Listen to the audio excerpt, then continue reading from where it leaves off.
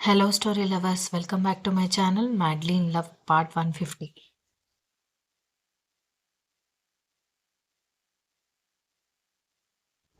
దక్షని తను దూరం చేయాలనుకుంటుందని తెలిస్తే కొడుక్కి కోపం వస్తుందని శాంభవి ఊహించింది, కానీ ఇంత కోపం వస్తుందని ఊహించలేదు. ఆయన ఎందుకంత కోపంగా ఉన్నాడో కూడా అర్థం కావట్లేదు ఆమెకి. అసలు ఏమైందన్నయ్య? అమ్మ మనిషే కాదు, ఆ విషయం మనకు కూడా తెలుసు కదా. అసలు ఏమైందని అడిగేసరికి కర్ణ స్నేహ వైపు చూసి మాట్లాడలేక తల్లిదండ్రి ఇద్దరి వైపు చూస్తూ, మీరు ఫాలో అయ్యే పద్ధతులన్నా నాకు చిన్నప్పటి నుంచి ఇరిటేషన్. మీరు బాగుంటే చాలు, ఎవడెటు పోయినా సరే అనుకుంటారు మీరు. అందుకే నేను మీకు దూరంగా ఉండడం మొదలుపెట్టాను. అయినా కూడా ఎక్కడో ఒక చోట నా పేరెంట్స్ కదా అన్న ఫీలింగ్ ఉండేది నాకు. ఈ రోజుతో మీకు నాకు ఎలాంటి రిలేషన్ లేదు అనగానే షాక్ అయ్యారు శాంభవి మోహన్ రామ.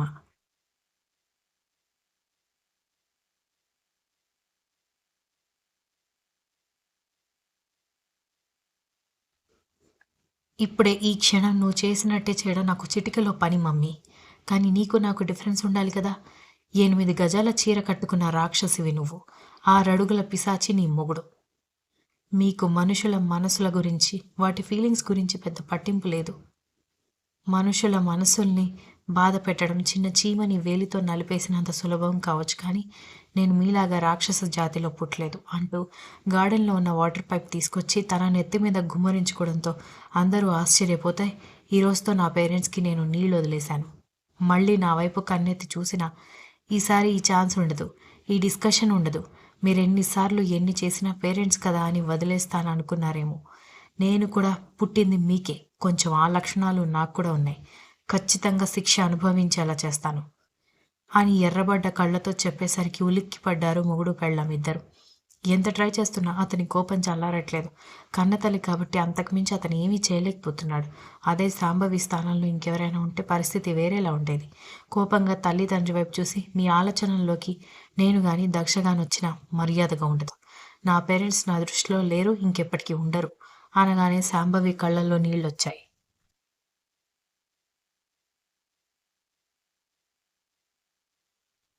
కర్ణ ఆవేశంగా వెళ్ళబోతుంటే, అన్నయ్య నేను కూడా వస్తాను. నీ మాటలు వింటుంటే వదిన కండిషన్ ఏంటోనని నాకు టెన్షన్ వస్తుంది. నేను ఒక్కసారి వదిన్ని చూడాలి అని స్నేహ పరిగెత్తుకు రావడంతో కర్ణ ఒకసారి స్నేహ వైపు చూసి సరే పద అనగానే వెళ్ళి కారులో కూర్చుంది స్నేహ. కర్ణ లాస్ట్ అండ్ ఫైనల్‌గా ఒకసారి తన పేరెంట్స్ వైపు చూసి బయటికి వెళ్ళిపోయాడు. కొడుకు వెళ్ళిపోగానే "ఏం చేశావే? వాడెందుకు అంత కోపంగా ఉన్నాడు? ఏం చేశావో మర్యాదగా చెప్పు" అని అడిగాడు మోహన్ రామ.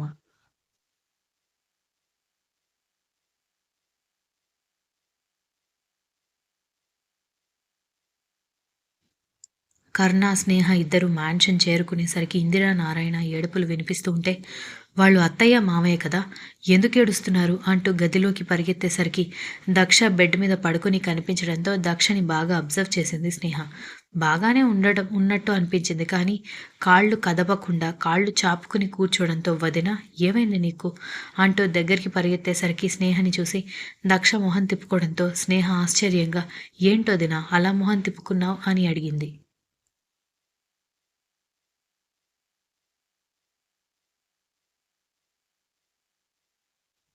నన్నెవరూ చూడ్డానికి రావద్దు, నన్నెవరూ కలవడానికి రావద్దంటే ఎవరూ వినిపించుకోరేంటి? నన్ను నా చావు నేను చస్తాను వదిలేయమంటే మీ అన్నయ్య వినిపించుకోకుండా తీసుకొచ్చాడు. ఇప్పుడు మీరందరూ తయారయ్యారు.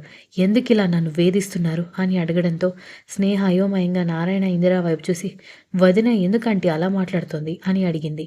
నారాయణకి, ఇందిరాకి ఇద్దరికి ఏం సమాధానం చెప్పలేక బాధపడుతున్నారు. కర్ణ కూడా చాలా సీరియస్‌గా రియాక్ట్ అయ్యాడు. దాంతో విషయం ఏంటో సీరియస్‌గా అనిపించి విరాట్‌కి ఫోన్ చేసింది స్నేహ.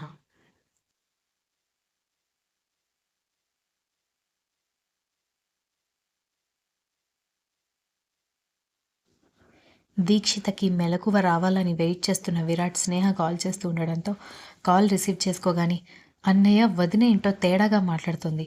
అన్నయ్య ఇంటికొచ్చి గొడవ చేశాడు. నారాయణ మామయ్య, ఇందిర ఆంటీ కూడా ఏడుస్తున్నారు.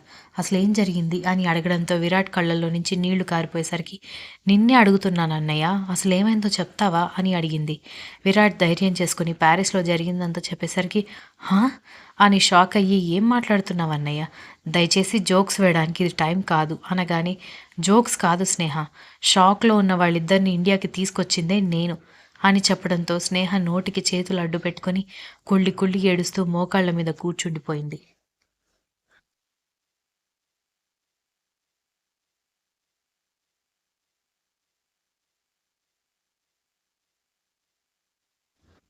శాశ్వతంగా తనేమీ అలా ఉండిపోదు. కానీ ఇప్పుడు డిజేబుల్ అయిపోయిందన్న నిజాన్ని ఎవరూ జీర్ణించుకోలేకపోతున్నారు. దక్ష అలా ప్రవర్తించడానికి కారణం కూడా తాను అందరికీ బరువుగా ఉన్నానని ఫీల్ అవ్వడమే. తనసలు నన్నొదిలేయండి, ఎక్కడికైనా తీసుకువెళ్ళి వదిలేయండి అంటుంటే కర్ణ నేను గొడవ చేసి తీసుకొచ్చాం. ఈ న్యూస్ తెలిసి దీక్షితకి లేబర్ పెయిన్స్ స్టార్ట్ అయ్యాయి. నేనిప్పుడు హాస్పిటల్లోనే ఉన్నాను అనగానే ఏంటన్నయ్య ఇదంతా? అన్నయ్య వదిన ఎప్పటికీ సంతోషంగా ఉండడం కుదరదా? ఎప్పుడూ ఏదొక కష్టం పడుతూనే ఉండాలా అని కన్నీళ్లు పెట్టుకుంది స్నేహ. విరాట్ కూడా బాధపడుతూ కొన్ని రోజులే స్నేహ ఇదంతా. మనమే ఇంత బాధపడితే అసలు తినటానికి కూడా డబ్బులు లేని వాళ్ళు కూడా వాళ్ళని బ్రతికించుకోవడానికి ఎన్నో కష్టాలు పడుతున్నారు. అలాంటిది మీ అన్నయ్యకి డబ్బులేమైనా తక్కువ? మీ వదిన మళ్ళీ నార్మల్ అయిపోతుంది. ఎటొచ్చి మనం దక్షకి ధైర్యం చెప్పాలి. నేను దీక్షితకి మెలకువ వచ్చాక మళ్ళీ కాల్ చేస్తానంటూ కాల్ కట్ చేశాడు.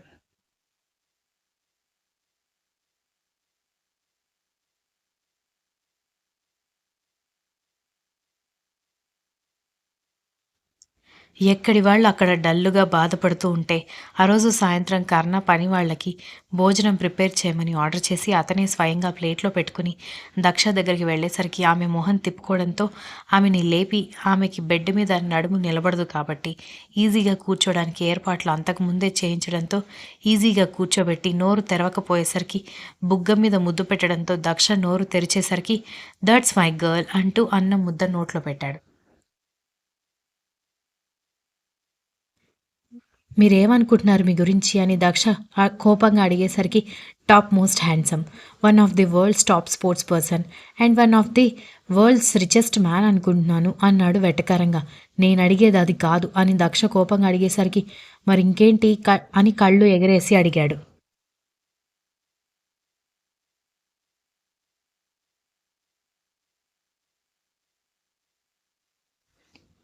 నా గురించి మీరేమనుకుంటున్నారు అని అడుగుతున్నానని కోపంగా అడిగేసరికి మిస్ బ్యూటీ, మిస్ క్యూటీ అనుకుంటున్నానని అనగానే దక్ష బుగ్గల నుంచి ఒక్కసారిగా వెచ్చటి ఆవిర్లు వచ్చినా అవి కనిపించకుండా మేనేజ్ చేస్తూ మీరు చాలా ఎక్కువగా మాట్లాడుతున్నారు అనగానే సరే మాటలొద్దు చేతల్లో చూపించమంటావా అని అడిగాడు. దక్ష అతనితో వాదించలేక అలసిపోయి తల కొట్టుకుందామని అనుకుంది కానీ చేయి కూడా కదలకపోయేసరికి మళ్ళీ కడుపులో నుంచి దుఃఖం తన్నుకు వచ్చేసరికి ఆమెకి మరొక అన్నం ముద్ద తినిపించాడు. ఆ అన్నం ముద్ద మింగలేక అటు ఏడుపు ఆపుకోలేక బిత్తరపోయి కర్ణమోహన్ చూస్తూ ఉంటే అగైన్ నీ కళ్ళల్లో నాకు కన్నీళ్లు కనిపించాయనుకో దెబ్బలు తింటావు. ఎందుకు ప్రతిదానికి ఎవడో పోయినట్టు ఏడుస్తావు, నేను బ్రతికే ఉన్నాను కదా అనగానే ఎర్రబడ్డ కళ్ళతో చూసింది.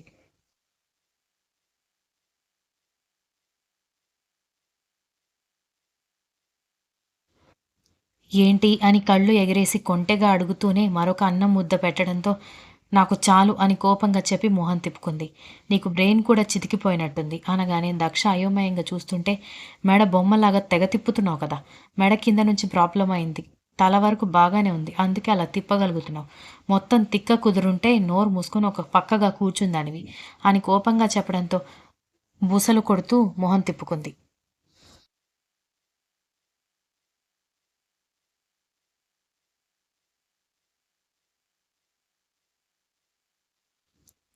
అలానే ఆమెని ఏడిపిస్తూ భోజనం తినిపించి మెడిసిన్స్ వేసి నీళ్లు తాగించి ఇకపైన నీ ఏ టు జెడ్ వర్క్స్ మొత్తం నేనే చూసుకుంటాను, ఇంక్లూడింగ్ బాతింగ్ కూడా, అతి తెలివి ప్రదర్శించావనుకో చంపేస్తాను అనగానే కోపంగా చూస్తూ మొహం తిప్పుకుంది.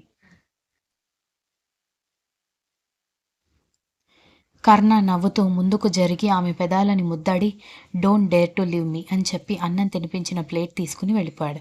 కర్ణ వెళ్ళిపోగానే వెనుక ఉన్న బెడ్ రెస్ట్కి ఆనుకుని కూర్చుని ఎందుకు ఇంత ప్రేమతో చంపేస్తున్నారు నన్ను, మంచం మీద కదలకుండా పడి ఉన్నా కూడా ఇంకా ఎందుకు నన్నే కోరుకుంటున్నారు, మీ ప్రేమకి బాధ తప్ప సంతోషాన్ని నేనెప్పుడూ ఇవ్వలేదు అని ఏడుస్తూ కళ్ళు మూసుకుంది.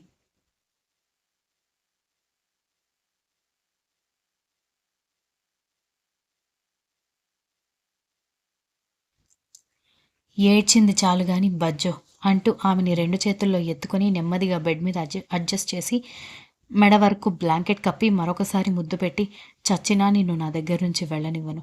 నా దగ్గరే చావాలి అని చెప్పి బయటికి వెళ్ళబోతూ ఏమనుకున్నాడో మళ్ళీ వచ్చి ఆమె పక్కనే చైర్ వేసుకుని బుక్ చదువుతూ కూర్చున్నాడు. బాబు, దీక్షిత ఇద్దరూ ఎలాంటి కాంప్లికేషన్స్ లేకుండానే ఉన్నారని డాక్టర్స్ చెప్పాక విరాట్ ఊపిరి పీల్చుకున్నాడు. 3 రోజులు అబ్జర్వేషన్లో ఉంచాలని చెప్పడంతో విరాట్ హాస్పిటల్లోనే ఉండిపోయాడు.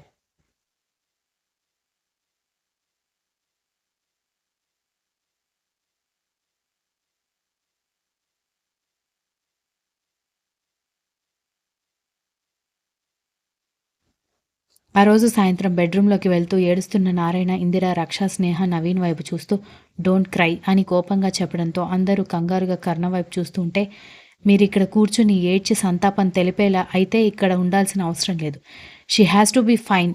మీరు ఇలాగే ఏడిస్తే అది జరగదు అనగాని అందరూ కళ్ళు తుడుచుకోవడంతో అందరినీ సీరియస్గా చూస్తూ పడుకున్న దక్షని చేతుల్లోకి తీసుకోవడంతో ఉలిక్కిపడి కళ్ళు తెరిచింది.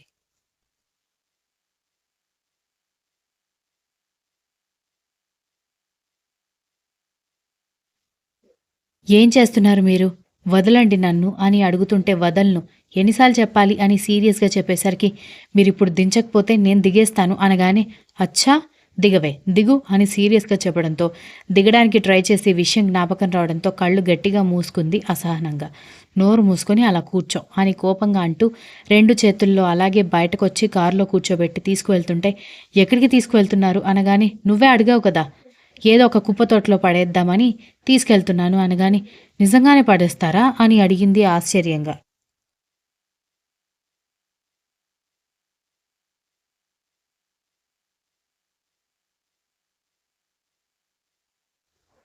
నిజంగానే పడేసి నేనింటికొచ్చేస్తాను అంటూ కార్ స్టార్ట్ చేసి ఒక పార్క్ దగ్గర ఆపడంతో కుప్పతొట్టి ఇదేనా అని సీరియస్గా అడిగేసరికి ఏం మాట్లాడకుండా దిగి ఆమెని 2 చేతుల్లో ఎత్తుకుని పార్క్ మొత్తం తిప్పుతూ ఉంటే ఈ న్యూస్ ఆల్రెడీ వైరల్ అయిపోవడంతో అందరూ వాళ్ళ వైపు జాలీగా చూస్తుంటే ఒక బెంచ్లో కూర్చుని ఆమెని తన ఒడిలో కూర్చోబెట్టుకుని ఆమె తలని తన గుండెలకి హత్తుకుని బుగ్గల మీద ముద్దులు పెడుతుంటే దూరంగా ఒక వైఫ్ అండ్ హస్బెండ్ ఆడుకుంటున్న పిల్లల్ని చూపించి I want to be like that అంటూ చెప్పడంతో వాళ్ల వైపు చూసి కన్నీళ్లు పెట్టుకుంది.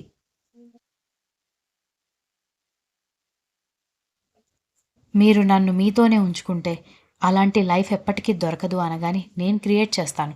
నువ్వు నోరు మూసుకుని నాతో ఉండిపో అంతే అని చెప్పి ఆమెతో చాలాసేపు అక్కడే కూర్చున్నాడు. ఒకే చోట ఉంటే మైండ్ ఒకే చోట స్టక్ అయిపోతుంది. అలా తిప్పి లైఫ్ అంటే ఇది అని చూపిస్తేనే లైఫ్ మీద ఆశ కలుగుతుందని అతనికి తెలుసు. అందుకే ఆమెని బయటకు తీసుకొచ్చాడు. Continuous. If you like the story please like, share, comment and don't forget to subscribe.